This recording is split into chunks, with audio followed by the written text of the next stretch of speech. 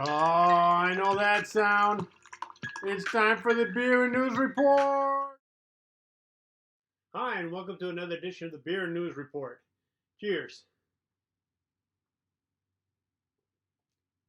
I'm your host, Art Maurice, but as you can see, this is not the studios of Create TV in San Jose.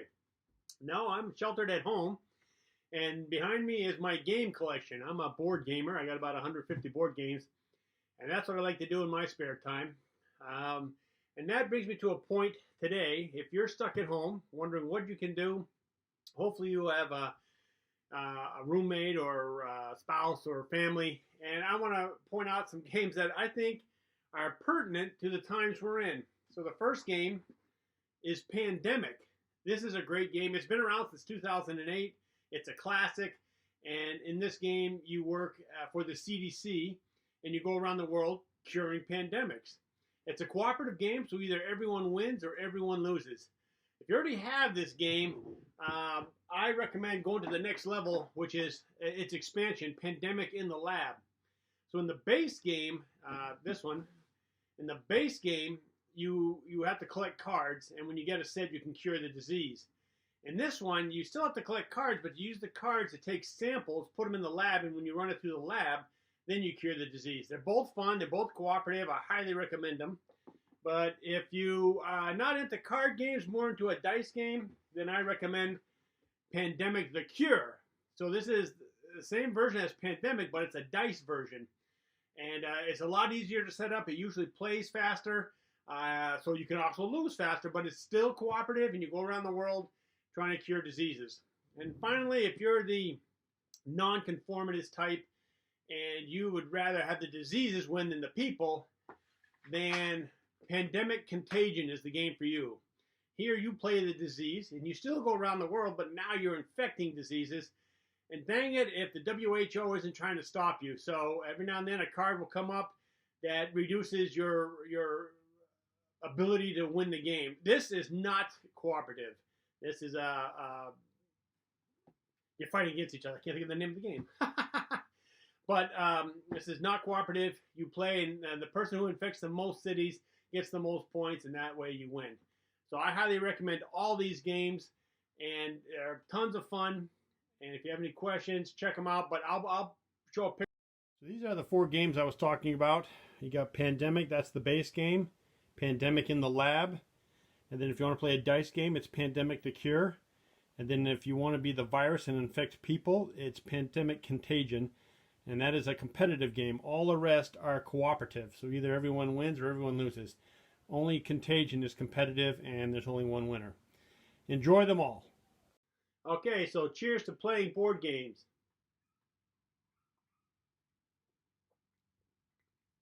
Now, as you can see, I cut my hair. And since I'm sheltered at home and can't go to the barbershop because the barbershop's closed, I did it myself. So here you can see the before and after pictures, and I have my shirt off in the before picture because this is right before I'm getting my hair cut. And then after, I've already showered and put clothes back on. That's my after. So hey, I saved 20 bucks, just clipped it in. I'm not going to see anyone until the beginning of May because we are now sheltered at home for the whole month of April. But I'll get back to that when I show you the data that's coming up in a few minutes. So cheers to cutting your own hair and saving 20 bucks. Okay, I'm a data guy. I love graphs and charts and all sorts of data. And I want to give you three sources of data about the coronavirus. So the first is from Johns Hopkins University website for the global cases of coronavirus. In this corner up here, you can see the total confirmed 846,000. And over here, you can see all the deaths. This is for the whole world. Total is 41,000. It's a little misleading because it shows here Italy with 12,000, and then Spain, and then all the way down here is New York City, making it seem like the United States has about 932 deaths. But what you need to do is go over here where it says U.S., and we're leading everyone. We have 181,000 cases. But if you click on it, now it shows our total deaths as, whoops, hold on a second. There. And now it shows our total deaths here of 3,606. So, and then you can also see the chart down below of our growth. So we're still growing pretty strong, and we've got a ways to go. But the great thing with the United States, once you click on it, is you can then scroll through and see where all the well, unfortunately, the deaths are happening. And like as I scroll down, I can see my area, Santa Clara County, we've had 28 deaths. So I really like this. It's very interesting. And then I also want to show you down here at the bottom where it says admin 0, admin 1, admin 2. You can click on that and it shows you the cases now. So you can see that New York now, at the time I'm recording this, has 75,795 cases. And then if you hit admin 2, it now goes into confirmed cases by county. So you can kind of see not only citywide, but countywide. And you can hopefully pull up your, well, hopefully you can't pull up your county and see how many deaths are in there. So a very interesting page. I totally recommend you check it out. I'll put the link below. And if you have any questions, you can just email me or respond to my video. So next is from Santa Clara County, and this is the county that I'm in. This is a Santa Clara County COVID-19 data dashboard. I like this because it shows me what my county's doing. One thing I just wanted to point out is down here where the graph of new cases per day. So we were going along and we hit a height of about, let's see, 80 that day, 84 cases that day. And then everything went down, and way down here we hit 17 cases, thinking, okay, well, looks like it's over. But no, the next day we went to 55, and then right after that we went to 202. So we've had 890 cases so far, and when I was taping this yesterday, so this is the 31st, and so on the 30th we had 202 new cases with 3 deaths for a total of 30 deaths. And most of my viewers are in Santa Clara County, so just wanted to point this out for them. I don't know if in your county you have this type of dashboard, but I thought for me it was very interesting. Also, think to note, 75% of the deaths are from male, so females are only 25%. So COVID, excuse me, COVID seems to be hitting the males more than the females. And our last one is from the Institute for Health Metrics and Evaluation. This is out of Seattle, Washington. This one's a little bit morbid, but right here we got the United States of America, and it's showing us how many hospital beds are going to be needed. And this graph shows you a range. So the dotted line represents what they predict is going to be the case. But the variance shows you, I'm guessing, standard deviations from this dotted line. And down here, so this purple one is all beds. This green one down here is ICU beds. And then the blue one below that is invasive ventilators needed. So it kind of shows you in the upper right-hand corner how many beds are needed and how much shortage we have. But if you scroll down, then we go to deaths per day, which that's scary. And you can see how it's going to peak. And it's going to peak around April. And let's see, it's about April 15th is their prediction of how many deaths per day. And on that day, we're supposed to have 2,214 deaths. So it's a little bit scary. But if you keep scrolling down, this now projects the total deaths that are going to happen. And it sort of kind of limits itself. Let's see.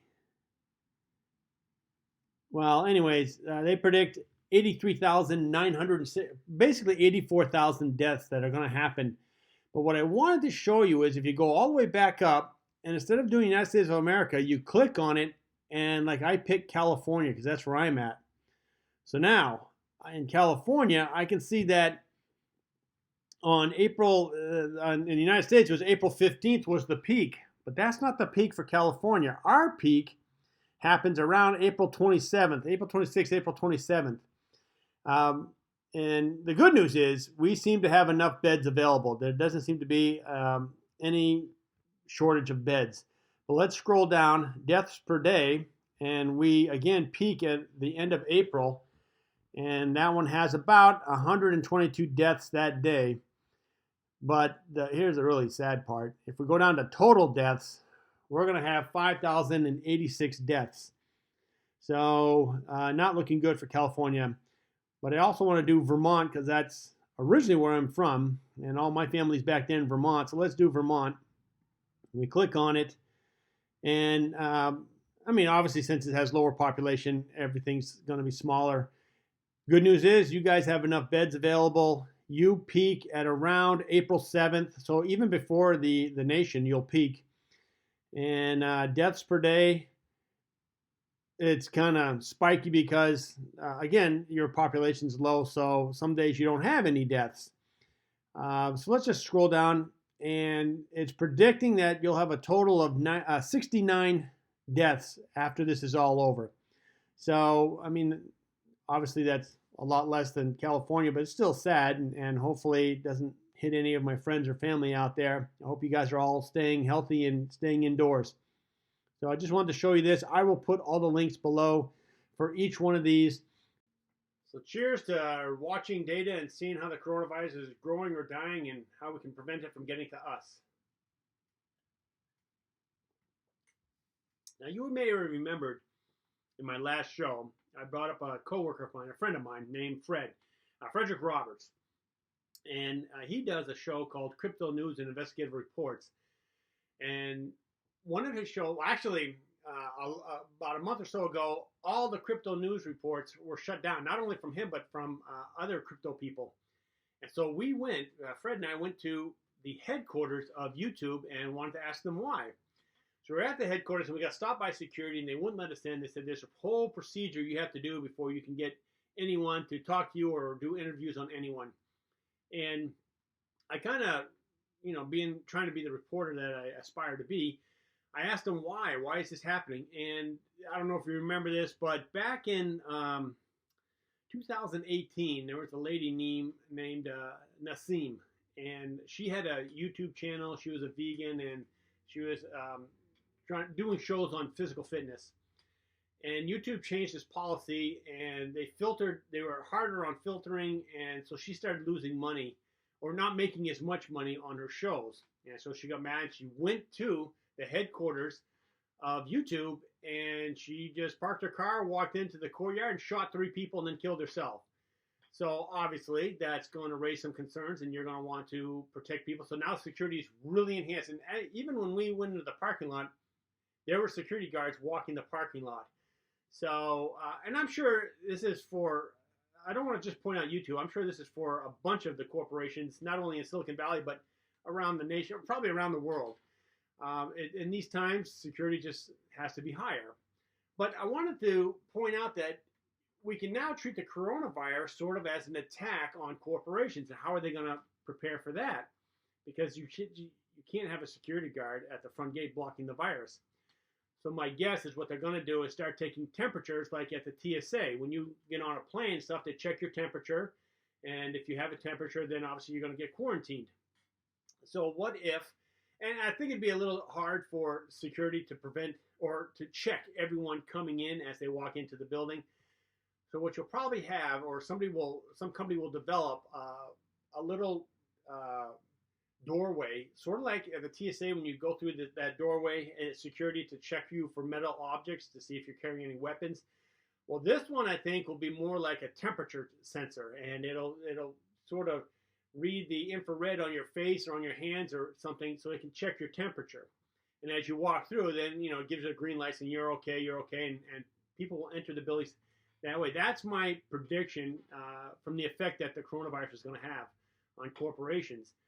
And I think that it for other places like restaurants and bars, it may be a little different because obviously they, walking through a temperature sensor might discourage you from going to that restaurant or that bar. So maybe they get a little creative and, you put the sensor in the handle of your beer mug. So when you grab your beer mug for a drink, it's sensing it. Maybe on the bottom it has a little RF transmitter that goes to the bar. And so the manager can see who has a high temperature and who doesn't, right?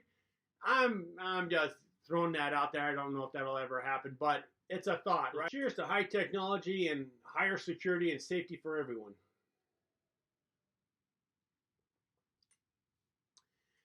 Now, one of the final things I want to point out is that with every opportunity, there is let me see, what the saying is, there's an opportunity in every crisis, and the bigger the crisis, the better the opportunity. I don't know who said that, but Google it, you can find it out. And so what I want to say is with this coronavirus, there's opportunities probably right around the corner that we're not seeing.